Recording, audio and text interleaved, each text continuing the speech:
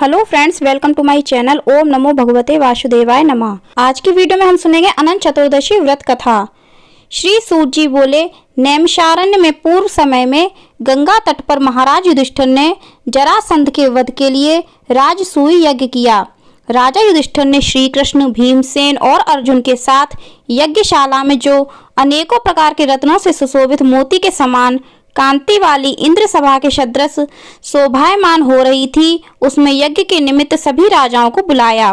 उसी समय गांधारी का पुत्र दुर्योधन उस यज्ञशाला में आया। दुर्योधन वहां सूखे आंगन को जल से भरा देख शस्त्रों को उठाकर धीरे धीरे चला। उसे देख द्रौपदी आदि स्त्रियां हंसी और आगे जल के स्थान को सूखा समझकर दुर्योधन चलते हुए जल में गिरा। उस समय संपूर्ण तपस्वी राज तथा द्रौपदी आदि स्त्रियों ने दुर्योधन का उपहास किया। यह देख दुर्योधन अत्यंत क्रोधित हो अपने मामा के साथ हस्तिनापुर को चला गया। उस समय शकुनी ने दुर्योधन से मधुर वचन में कहा, हे राजन, आप अपने क्रोध को अपने कार्य के लिए छोड़ दें, क्योंकि जुआ खेलने से आप सारे राज्य को प्राप्त कर सकते हैं। हे राजन, यज्ञ मंडप में चलने के लिए उठिए, ऐसा ही हो। ऐसा कहकर दुर्योधन यज्ञ मंडप में आए। इतने में सभी राजा यज्ञ समाप्त कर अपने अपने देश को चले गए। इसके पश्चात राजा दुर्योधन ने हस्तिनापुर में आकर युधिष्ठिर, भीम, अर्जुन आदि पांडु पुत्रों को बुलाकर जुआ खेलना आरंभ किया। कपट से उनके राज्य को स्वयं हड़प लिया और निरपराधी पांडवों को जीतकर वन में भेज दिया। अब पांडव वन वन घूमने लगे। यह समाचार सुनकर भगवान श्री कृष्ण पांडवों को देखने की इच्छा करके उनके पास वन में पहुंचे। श्री सूत जी बोले, हे ऋषियों, वन में रहने पर दुख से दुर्बल पांडव जगदीश्वर कृष्ण को देख उन्हें प्रणाम करने लगे। युधिष्ठिर बोले, हे जगदीश्वर, परिवार सहित मैं बहुत दुखी हूँ। इस दुख के सागर से मुक्ति का उपाय बतलाइए। हे भगवान, किस देवता की पूजा से हम अपना राज्य प्राप्त कर सकते हैं, अथवा किस व्रत को करूं जिससे आपके प्रसाद से मेरा हित हो। श्री कृष्ण बोले, हे युधिष्ठिर, श्री अनंत भगवान का पूजन व्रत पुरुषों तथा स्त्रियों को करना चाहिए। इससे सभी मनोरथों के पूर्ण होने के साथ सब पाप नाश हो जाते हैं। तब युधिष्ठिर बोले, हे श्री कृष्ण जी, आपके कहे हुए ये अनंत भगवान कौन हैं? क्या शेषनाग हैं? क्या तक्षक सर्प हैं? अथवा परमात्मा को अनंत कहते हैं? हे केशव, यह अनंत कौन है? कृपा कर हमें यथार्थ कहिए। श्री कृष्ण बोले, अनंत रूप मेरा ही है। सूर्योदय ग्रह और यह आत्मा जो कहे जाते हैं, और पल विपल, दिन रात, पक्ष मास, ऋतु, वर्ष, युग, यह सब काल कहे जाते हैं। जो काल कहे जाते हैं वही अनंत कहा जाता है। मैं वही कृष्ण हूँ जिसने पृथ्वी का भार उतारने के लिए अवतार धारण किया है और दुष्टों का नाश तथा साधुओं की रक्षा करने को वासुदेव के वंश में जन्म लिया है। आदि मध्य अंत कृष्ण, विष्णु, हरि, शिव, वैकुंठ, सूर्य, चंद्र और सर्वव्यापी ईश्वर तथा सृष्टि, जो नाश करने वाले विश्वरूप, महाकाल इत्यादि रूपों को मैंने अर्जुन के ज्ञान के लिए दिखलाया था। योगियों के ध्यान करने योग्य और संसार रूप अनंत, जिसमें 14 इंद्र, अष्टावसु, 12 शूर, 11 रुद्र और नारद आदि 7 ऋषि तथा समुद्र, विंध्याचल आदि पर्वत, गंगा आदि नदी तथा वृक्ष और नक्षत्र एवं 10 दिशा, भूमि, पाताल, भूलोक, भुव इत्यादि लोक हैं। ये युधिष्ठिर, यह सब मैं ही हूँ, इसमें कोई संदेह नहीं है। युधिष्ठिर बोले, हे विद्वर, अब आप अनंत व्रत का महात्म्य और विधि कहिए तथा अनंत व्रत का अनुष्ठान करने वाले प्राणी को क्या पुण्य होता है और उसका क्या फल मिलता है, सो कहिए। मैं यह जानना चाहता हूँ। पूर्व काल में यह व्रत किसने किया और मृत्यु लोक में किसने प्रकाशित किया, यह सब विस्तार से कहिए। तब श्री कृष्ण जी बोले, हे युधिष्ठिर, पहले सतयुग में एक सुमंत नाम का ब्राह्मण था। उसने वशिष्ठ गोत्र में उत्पन्न भृगु की सुंदर कन्या दीक्षा का वेदोक्त विधि से विवाह किया। थोड़ा समय बीतने पर उसके गर्भ से उन्नत लक्षणों वाली कन्या उत्पन्न हुई। वह सुशीला, शीला नाम वाली कन्या पिता के घर बढ़ने लगी। उसी समय शीला की माता ज्वर से पीड़ित हो पवित्र नदी के जल में गिरकर मर गई। उसके पश्चात सुमंत ने ब्राह्मण की कन्या से, जिसका नाम कर्कशा था, विधि पूर्वक विवाह किया। दुष्ट स्वभाव, कर्कशा, नित्य झगड़ा करने वाली थी। उसकी सौतेली शीला नाम की कन्या अपने पिता के घर में भीत पर और खंबा पर तथा दहली पर चित्रकला में, तोरण आदि में चतुर थी। नीले, पीले, काले इत्यादि रंगीन चित्र विचित्र से सतिये, शंख, कमल बारंबार बनाया करती थी। इस प्रकार बहुत काल व्यतीत हुआ और इस प्रकार वह कौमार्य अवस्था वाली शीला को देख सुमंत ने चिंता की कि यह कन्या मैं किसको दूं, और इस विचार से दुखी हुआ। उसी समय वेद के जानने वालों में श्रेष्ठ और स्त्री की इच्छा करने वाला कांति युक्त मुनियों में श्रेष्ठ कौटिल्य ऋषि वहां आए और बोले, हे सुमंत, तुम्हारी सुंदर कन्या शीला को मैं वर्ण करना चाहता हूँ। तब सुमंत ने शुभ दिन में श्रेष्ठ मुनि एक धर्म पुरुष कौटिल्य नामक ऋषि से अपनी कन्या का विवाह कर दिया। श्री कृष्ण जी बोले, हे युधिष्ठिर, गृहस्थ सूत्र की कही हुई विधि से विवाह किया। उस समय मांगलिक कार्य किए गए तथा स्त्रियों ने मंगल गान किया। ब्राह्मणों ने स्वस्ति वाचन तथा बंदीजनों ने तुम्हारी जय हो घोष किया। यह विवाह क्रम संपन्न होने पर अपनी पत्नी कर्कशा से सुमंत बोले, हे प्रिय, दामाद को संतोष करने के लिए कुछ दहेज देना उचित है। ऐसा वचन सुनकर कर्कशा ने क्रुद्ध होकर अपने घर के संपूर्ण पदार्थों को एकत्र कर उन्हें पेटी में बंद कर अपने पिता के घर जाने को कहा और भोजन के बचे हुए पदार्थ मार्ग में भोजन के लिए रख लिए। सुमंत से बोली कि घर में धनादि कुछ भी नहीं है, देख लो। हे युधिष्ठिर, ऐसे वचनों को सुन वह महादुखी हुआ। विवाह के पश्चात कौटिल्य अपनी पत्नी शीला को रथ में बिठाकर वहां से धीरे धीरे चले। मार्ग में पुण्य रूपा यमुना नदी को देख उसके किनारे रथ खड़ा कर नित्य कर्म करने को चल दिए। दोपहर को भोजन के समय उसी यमुना तट पर उतर शीला ने लाल वस्त्र पहने हुए बहुत सी स्त्रियों को देखा जो अनंत चतुर्दशी में भक्ति पूर्वक जनार्दन भगवान की पूजा कर रही थी। उन स्त्रियों के समीप जाकर धीरे से पूछा, हे भार्याओं, कृपा कर आप मुझसे कहो कि यह आप किसका व्रत कर रही हो और इस व्रत का क्या नाम है। शीलवती सुशीला के ऐसे वचन सुनकर संपूर्ण स्त्रियां बोली, हे शीला, इसका नाम अनंत व्रत है। इस व्रत में अनंत देव की पूजा की जाती है। यह वचन सुनकर शीला बोली, मैं भी इस उत्तम व्रत को करूंगी। और स्त्रियों से पूछा, इस व्रत का क्या विधान है और इसमें क्या दान आदि होगा तथा किस देवता की पूजा होती है। उसके यह वचन सुन सब स्त्रियां बोली, हे शीला, अच्छे अन्न का एक सेर मालपुआ बनवावें, जिसमें से आधा भाग ब्राह्मणों को दें, आधा आप भोजन करें और कृपणता को त्याग कर शक्ति अनुसार ब्राह्मण को दक्षिणा दें। किसी नदी के किनारे अनंत का पूजन करें। कुशा का शेषनाग बांस की टोकरी में स्थापित करें। फिर उस शेषनाग का आवाहन प्राण प्रतिष्ठा करके स्नान करावें और वेदी पर चंदन, पुष्प, धूप, दीप और बहुत प्रकार के नैवेद्य अनेकों प्रकार के पकवानों से उनकी पूजा करें। उस शेषनाग के आगे कुमकुम से रंग कर उसमें 14 गांठ लगाकर उस डोरे का पूजन कर पुरुष अपने दाएं हाथ में और स्त्री अपने बाएं हाथ में बांधते हैं। बांधते समय यह मंत्र पढ़ें, हे वासुदेव, इस संसार रूपी सागर में डूबते हुए मेरा उद्धार करें। ऐसा श्री अनंत सूत्र है, उसके लिए मेरा नमस्कार है। तदनंतर सूत्र को हाथ में बांधकर अनंत की इस कथा को सुने और संसार रूपी नारायण अनंत का ध्यान करें। हे शीला, इस प्रकार हमने तुमसे इस व्रत का विधान कहा। श्री कृष्ण जी बोले, हे युधिष्ठिर, उस शीला ने स्त्रियों के ऐसे वचन सुन अति आनंद को प्राप्त होकर हाथ में 14 ग्रंथि युक्त डोरा बांधकर इस व्रत को किया। कार्य के अर्थ जो भोजन दिया गया था आधा ब्राह्मण को खिलाया, शेष आप दोनों ने भोजन कर आनंद से पति के साथ बैलगाड़ी में बैठ घर गईं। उस समय से शीला को व्रत का प्रभाव मालूम हुआ। अब अनंत व्रत करने से गौ, धन और लक्ष्मी से उसका घर भरपूर हो गया। अतिथि के सत्कार में शीला सदा लगी रहती थी। वह माणिक के स्वर्ण मोतियों के हारों से सुसज्जित हो गई। देवताओं की स्त्रियों के समान धन पुत्र आदि से युक्त हो, सावित्री के समान पतिव्रता हो, पति के साथ आनंद से रहने लगी।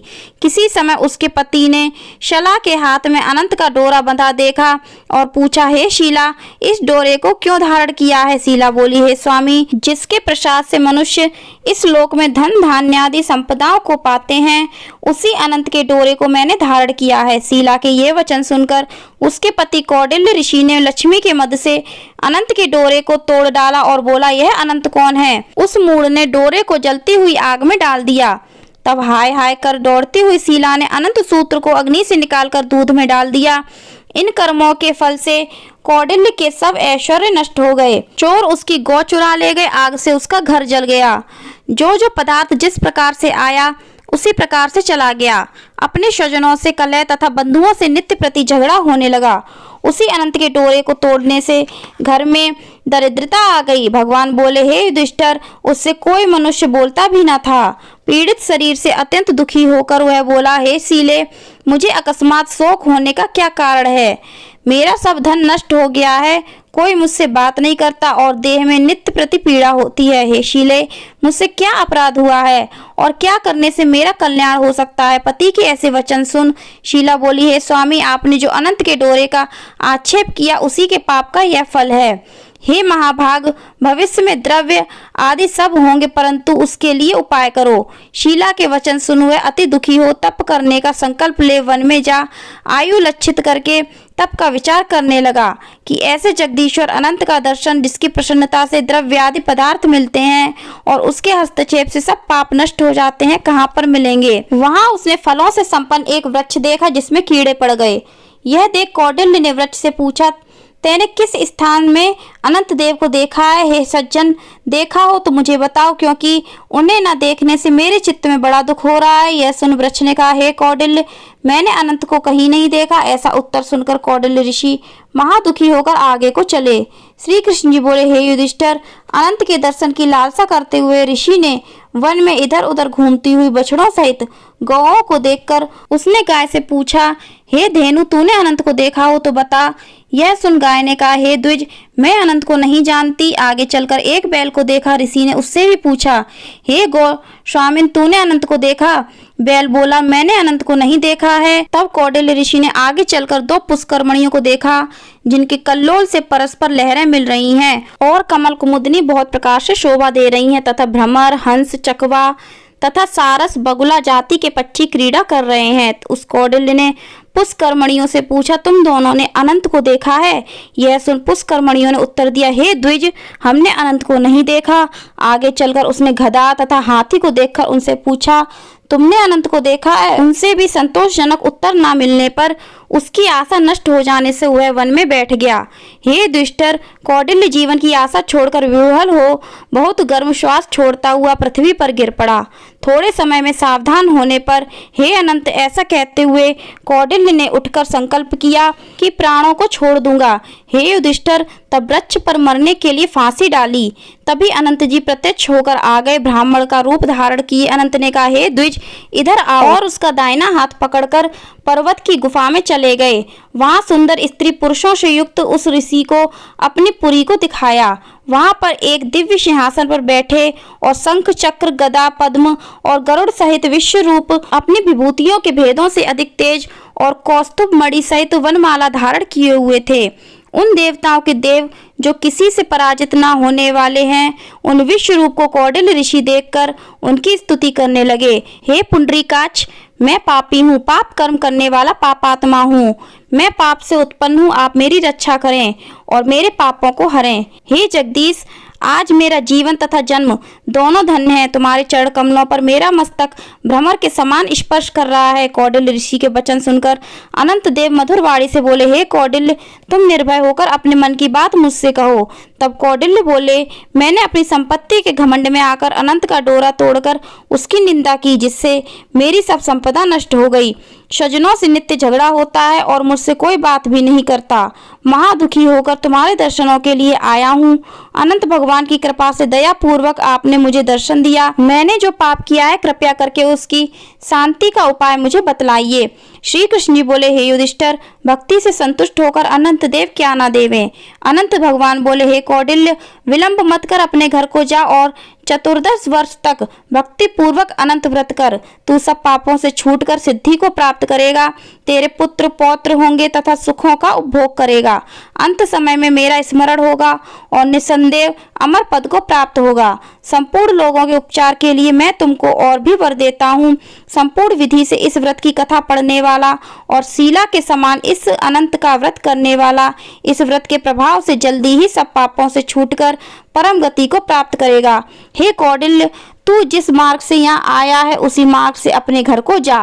तब कौटिल्य बोला, हे स्वामी, मैंने वन में घूमते हुए एक आश्चर्य देखा, वह आपसे पूछता हूँ, कृपा कर आप उत्तर दीजिए। वह आम का वृक्ष गौ, बैल, कमल आदि से शोभायमान पुष्करणी, गधा और हाथी। हे देव, यह सब कौन है? आप इन सूत्रों का वृत्तांत मुझसे कहिए। तब अनंत जी बोले, हे कौटिल्य जी, आम का वृक्ष पूर्व जन्म का जो विद्यार्थियों को विद्या दान न देने के कारण वृक्ष हुआ, वह गौ पृथ्वी है।